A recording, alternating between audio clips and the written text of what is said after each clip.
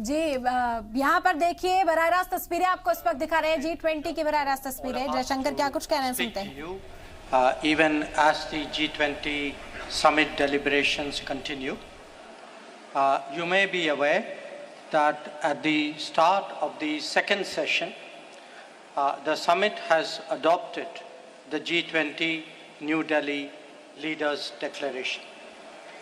What I would like to do is to give you an overarching perspective of India's G20 presidency.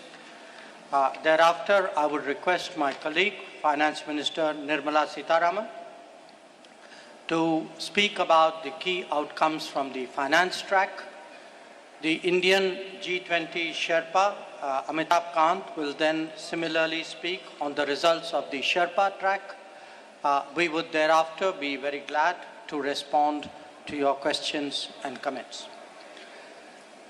The message of our presidency, as you are all aware, is that we are one earth, one family, and we share one future.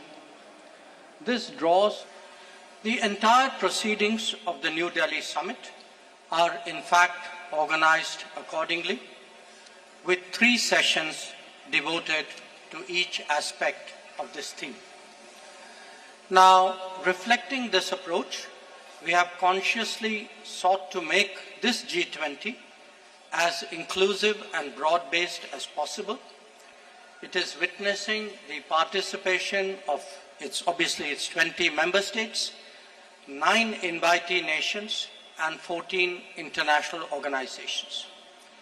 It is a matter of particular satisfaction for us that the African Union has this morning become a permanent member of the G20, that too during the Indian presidency.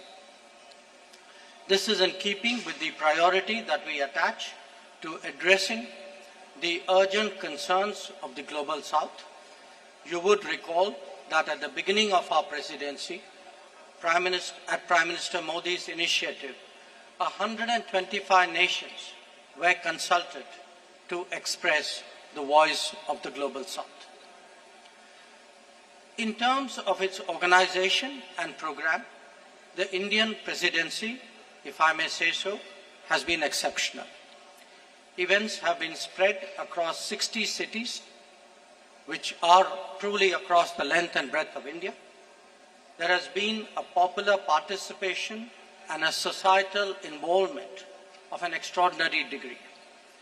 The interest in G20 proceedings have been particularly strong among our youth.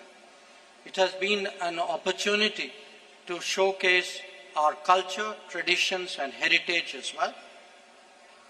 The G20 has contributed to making India world ready and the world India ready.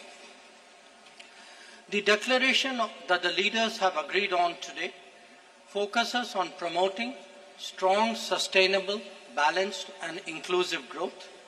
It seeks to accelerate progress on SDGs and has come up with an action plan accordingly. It envisages a Green Development Pact for a sustainable future.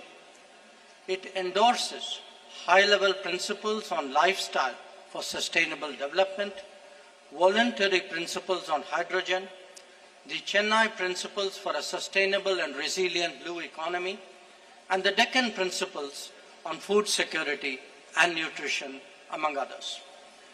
The transformative and inclusive role of technology has been highlighted with a focus on digital public infrastructure. The Indian presidency's proposal of a One Future Alliance has also been noted. The G20 has reaffirmed the fundamental importance of gender equality and committed to halve the digital gender gap by 2030.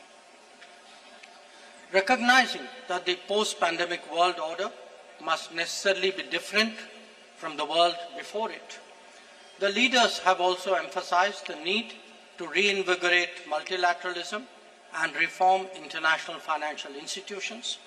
This is particularly relevant to managing global debt vulnerabilities. So, as you can see, there have been many far-reaching and very consequential policies and decisions that have been agreed upon today. Keeping all that in mind, I would, at this stage, request Finance Minister to highlight the key issues from the finance track.